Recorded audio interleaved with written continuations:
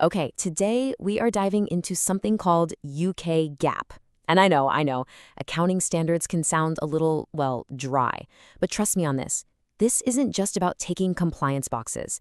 This is the actual language UK businesses use to tell their financial story. And right now, that language is on the verge of a really big change.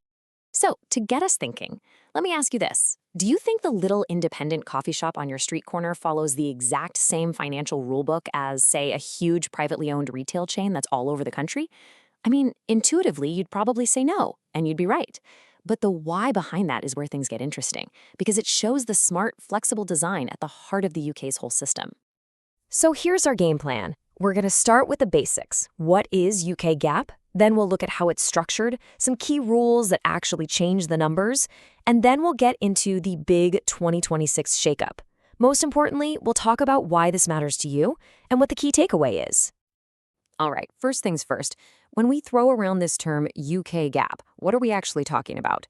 Well, the simplest way to think about it is as the official financial rulebook for pretty much any company operating here in the UK. Now, if we get a little more specific, UK GAAP is a collection of standards. You'll see them called FRS 100, 101, and so on. But the most important word here, the core idea, is proportionality.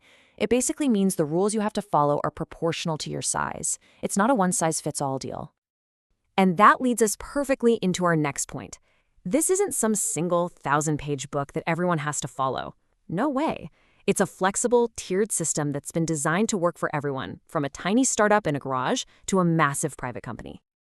If you look at the whole ecosystem, the big public companies on the stock exchange, they use the global IFRS standard. But see that huge slice of the chart? That's FRS 102. That's the one that applies to the vast majority of private UK companies. It's really the heart of UK GAAP.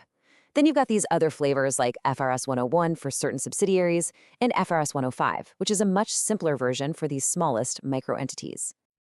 So how do you know which tier you fall into?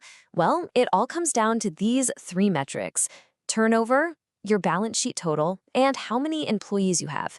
If your company meets 2 out of the 3 criteria for a category, let's say small, then bingo, you can use the simpler, less burdensome reporting rules designed for that tier. And this is a really big deal right now because starting in 2025, these thresholds are jumping up by a whopping 50%. This is a huge change. It means thousands of growing businesses are going to be able to stay in the simpler tiers for longer, which can save them a ton of time, effort, and money. Okay, so let's get into the fun stuff. Having different rules isn't just some academic exercise. It actually fundamentally changes the numbers a company reports. To see what I mean, let's compare the main UK standard, FRS 102, with the global IFRS that the big public companies use. Let's start with goodwill. You know, that extra amount you pay for a company above its asset value. The two standards treat this completely differently.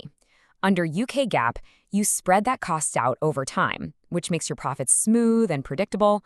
But under IFRS, you don't. You have to check its value every single year, which can create these sudden, massive write-downs that can blow a hole in your profits out of nowhere.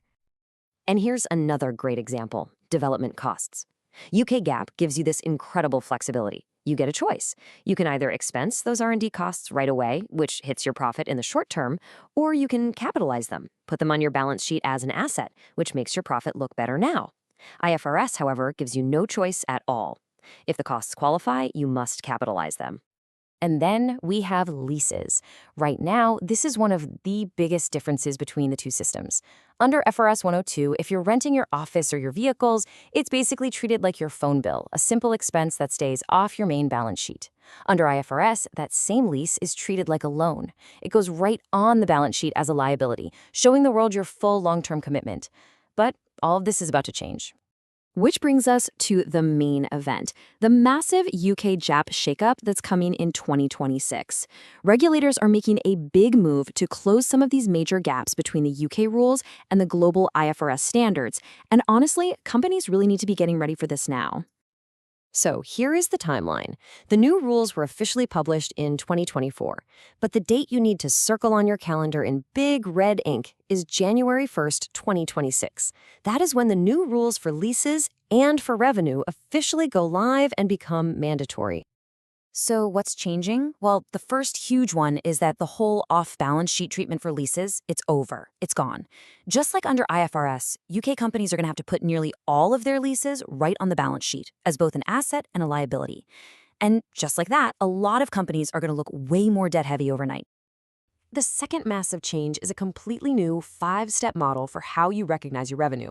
It's much more prescriptive. Instead of a general principle, companies will have to follow these 5 very specific steps. You have to break down your contracts into every individual promise you've made to the customer, and then you can only recognize the revenue for each promise as you actually deliver it. Okay, I get it. We've gone through some pretty technical accounting changes. But why does any of this actually matter to someone outside the finance department? Because these rules aren't just for accountants. They have a direct, strategic impact on how a business is run, how it's valued, and how it's managed. Just take a look at this. EBITDA is one of the most common metrics for profitability. Under the new lease rules, what used to be a rent expense is now split into depreciation and interest.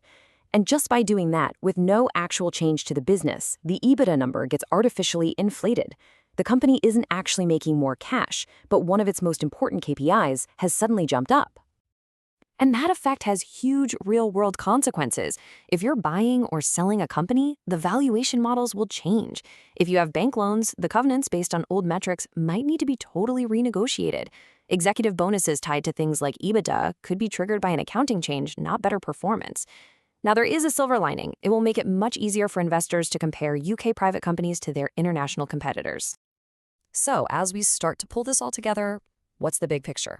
After this whole deep dive, what is the key thing you should really take away from all this? You know, this quote from our source material really just says it all perfectly. UK GAAP is this amazing blend. It's a scalable framework built specifically for UK businesses of all sizes.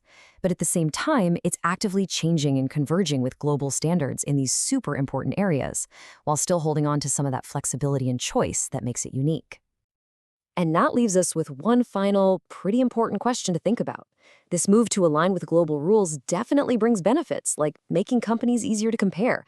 But as that gap closes, you have to wonder, what unique advantages of simplicity and flexibility, the very things that have been a cornerstone of UK GAAP for smaller businesses for so long, what might get lost along the way?